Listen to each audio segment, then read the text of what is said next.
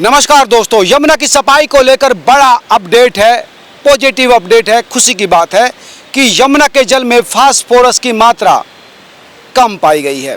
पहले के मुकाबले अप्रैल फरवरी के मुकाबले बहुत ज़्यादा कमी आ गई। आप देखिए, मैं कालिंदी कुंज जो बैराज है वहाँ पर हूँ। आप देख सकते हैं कि 28 गेट है। क्योंकि गर्मी चल रही है, मई का महीना है, इसलिए पानी की मात्रा बहुत ज़्यादा कम हो गई है। दूर आप देखेंगे तो पानी बहुत ज़्यादा सूख गया। लेकिन ये जो झाग आप देख रहे हैं, बड़े मोटे मोटे झाग आपको पहले मैंने दिखाए थे कि किस तरह से जनवरी में, फरवरी में, अप्रैल तक बहुत मोटे मोटे आप फास्फोरस के झाग थे। फास्फोरस यानी जो डिटर्जेंट पाउडर होता है, जो घरों से आता है साबुन का पानी, वो यहाँ पर रहता है। लेकिन इस बार की जब रिपोर्ट आई है, जांच आई है, उसमें ये पता चला है कि फास्फोरस की मात्रा जो है वो कम आ गई है। अप्रैल की बात करें तो जो असगरपुर में जो फास्फोरस की मात्रा थी वो 5.77 थी। वहीं ओखला, जहां इस वक्त मैं हूं, वहां पर 5.44 mg प्रति लीटर फास्फोरस था। लेकिन अगर आज की बात करें, मई की बात करें, तो असगरपुर में 1.92 यानी 2 से भी कम जो है फास्फोरस mg प्रति लीटर रह गया है। वहीं ओखला में तो यह लगभग 1.57 mg प्रति लीटर रह गया है। यानी काफ़ी सुधार हुआ है फास्फोरस की मात्रा पे। पानी की मात्रा में भी सुधार हुआ है, लेकिन दूसरी चीज़ों पर पानी की क्वालिटी में सुधार नहीं हुआ है। आप देख सकते हैं कि गंदगी यही है। यहाँ जब मैं खड़ा हूँ तो काफ़ी बदबू है, घाट की भी हालत ख़राब है।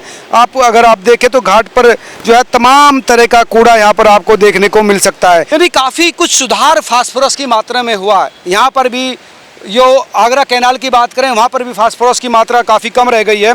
आगरा कैनाल पॉइंट की बात करें तो वहाँ पर 1.77 है, यानी कि यहाँ से ज़्यादा फास्फोरस वहाँ पर है।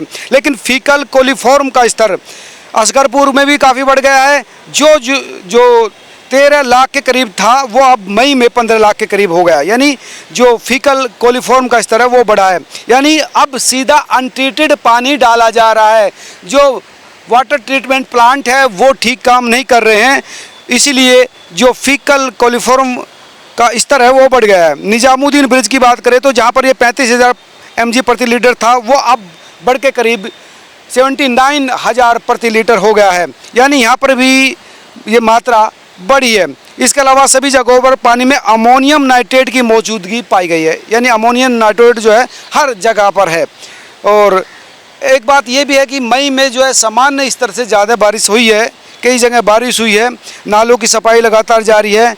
अब ये देखना होगा कि यमुना के जल में अब ये जो सफाई प्रोग्राम दिल्ली सरकार MCD जो चला रही है उसका क्या असर पड़ेगा।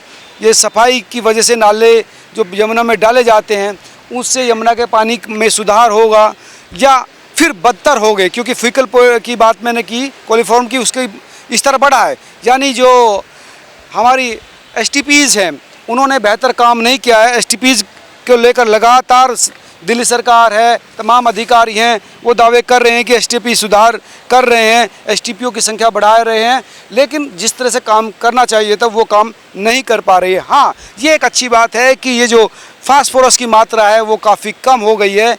आप खुद भी देख सकते हैं, बड़े मोटे मोटे झाग उड़ते थे, जब वहाँ से पानी पड़ता था तो झागों की जो छीट थी, जो झाग थे वो दूर तक जाते थे। जबकि कई गेट खुले हुए होते थे उस समय, 7-8। इस समय लगभग 2 ही गेट खुले हैं और 2 गेट से ये पानी आ रहा है, लेकिन झाग इतने नहीं आ रहे, फास्फोरस इतना नहीं।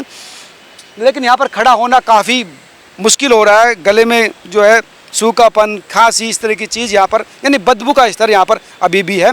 लेकिन फास्फोरस की मात्रा कम हुई है, अच्छी बात है। लेकिन सरकार का जो महत्वपूर्ण दायित्व है कि वो STP को पूरी तरह से बेहतर चलाए, ताकि जो गंदगी है यमुना में बिल्कुल ना पड़े और गंगा की तरह यमुना भी साफ़ हो जाए, साफ़ स्वच्छ हो जाए। जो लोग अब दूर से देखते हैं यमुना में, वो डुबकी लगा सके। हम लगातार आपको यमुना जी के अब हर अपडेट को शेयर करते रहेंगे। ये अपडेट अच्छा है, फास्फोरस की मात्रा कम होना, लेकिन STPs का पूरी तरह से काम न करना ये दुख की बात है। आप तमाम लोग क्या सोचते हैं ज़रूर कमेंट करके बताएं।